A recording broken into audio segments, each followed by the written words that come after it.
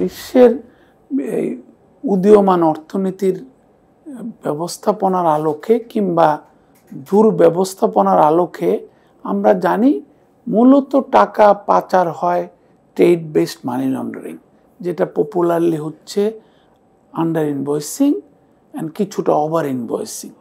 এবং এইটার সাথে আরও সম্পৃক্ত হচ্ছে আন্ডার ইনভয়েসিংয়ের সাথে ট্যাক্সের বিষয়টা।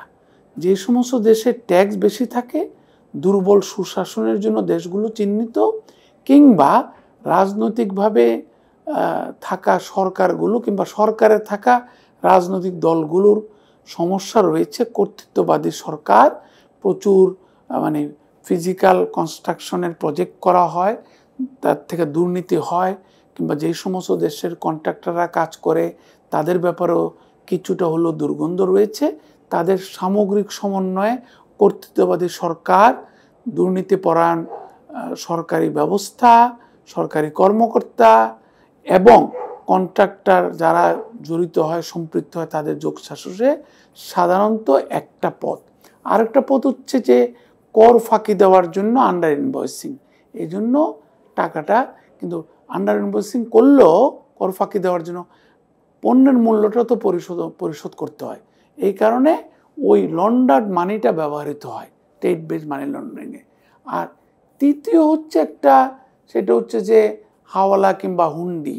তো ওইটা হচ্ছে যে রেমিটেন্সের ডলারটা দেশে সাধারণত আসে না, এটা চলে যায়, কিংবা অনেক সময় এইখানকার লোকেরা তারা বার্টার ট্রেড করে পার্শ্ববর্তী দেশের সাথে, কিছুটা ডলার জমা হয়, এই ডলারটা তারা হয় 3-4 টাকা বেশি দামে ট্রান্সফার করে দেয় তাদের অ্যাকাউন্ট থেকে।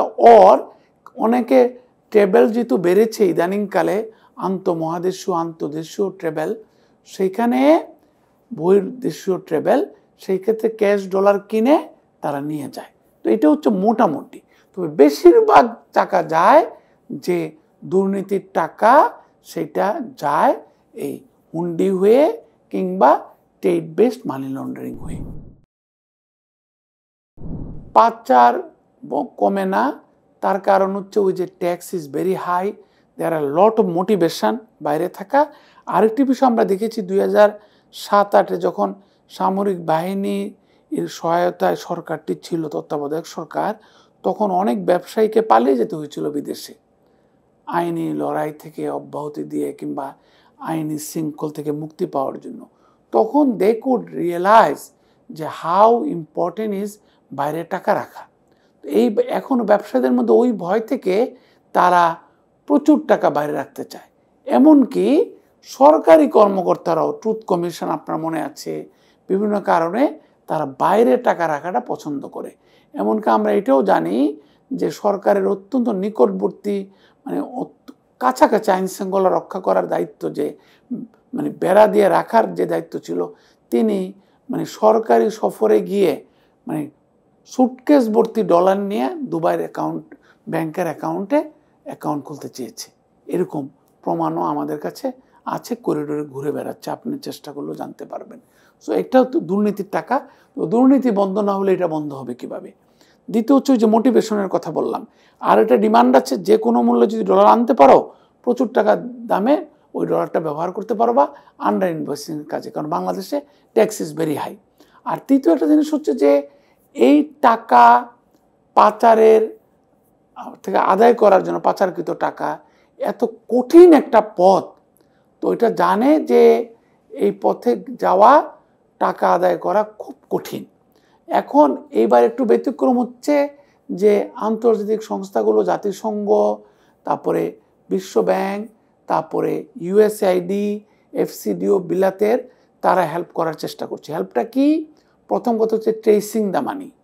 দ্বিতীয় জিনিসটা হচ্ছে যে টাকাটা নিয়ে গিয়েছে প্রমাণ যদি করা যায়, প্রমাণ করা কে টাকাটা নিয়ে গেল।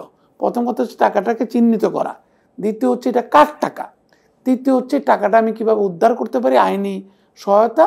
চতুর্থ হচ্ছে ফিজিক্যালি টাকাটা ফেরত আনতে পারা। তো এইটা একটা অত্যন্ত কঠিন বিষয়। প্রথম কথা হচ্ছে দুবাইতে টাকাটা গিয়েছে, সিঙ্গাপুরে টাকাটা গিয়েছে, ওদের ব্যাংকের জন্য নিয়ম মেনে টাকাটা গিয়েছে।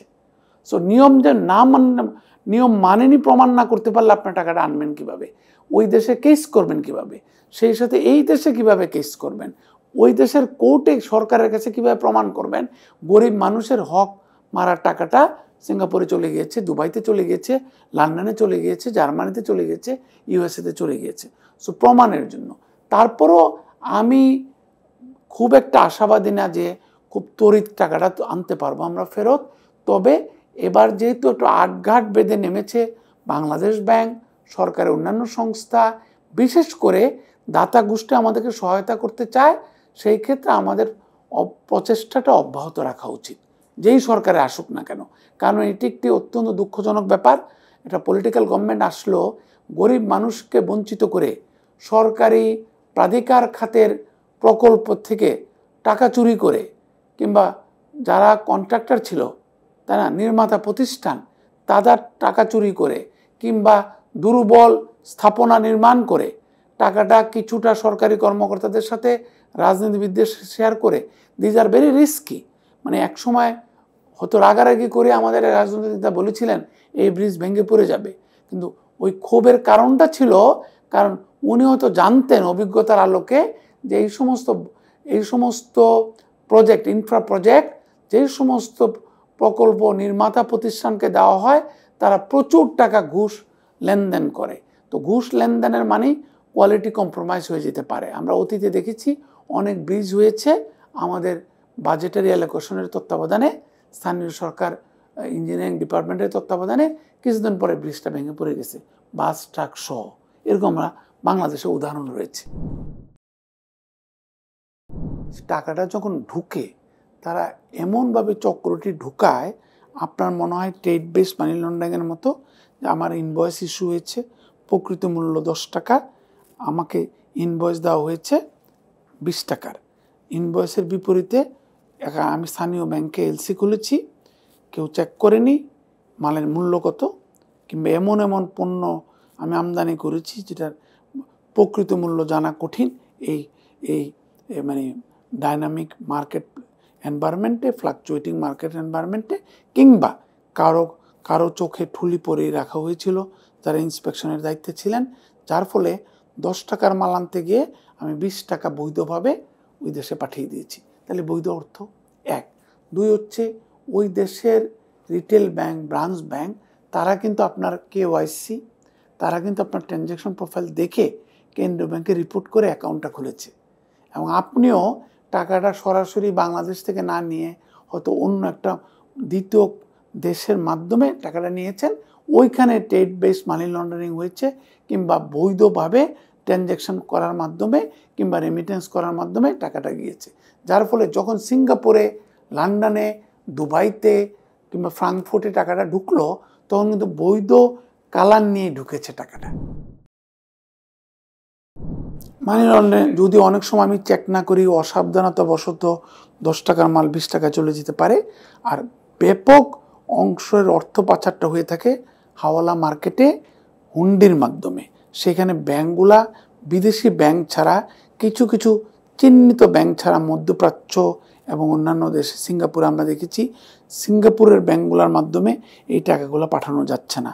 অন্য কিছু মানে স্বল্পোন্নত দেশের দু একটা ব্যাংকের ওদের কর্মকর্তাদের কারণে টাকাটা সিঙ্গাপুরে ঢুকে পড়ছে। কিন্তু আপনি যদি সিঙ্গাপুরের বিরাট বিরাট ব্যাংক বলেন, ওসিবিসি, তাই না, ওইউবি, তারপরে ডিবিএস, ওইটার খুবই strict money laundering, anti money laundering process ওরা মেনটেন করে। অনেক বছর আগে দেখেছিলাম যে একটি ব্যাংকের ওবিইউ থেকে সরাসরি $40 মিলিয়ন ডেবিট করে পাঠিয়ে দেওয়া হয়েছে বিদেশে। তো ওবিইউ বাংলাদেশ ব্যাংক হয়তো নজরদারি জানতে পারে নাই, পরে ঠিকই বাংলাদেশ ব্যাংকের ইন্সপেকশন ডিপার্টমেন্ট গিয়ে ওটা চিহ্নিত করেছে, কিন্তু পরে আলটিমেটলি বিচারটা হয়নি। আমরা যেই উন্নয়নের যে আখ্যান আর আপনাদের ভাষায় বয়ান তৈরি করেছিলাম,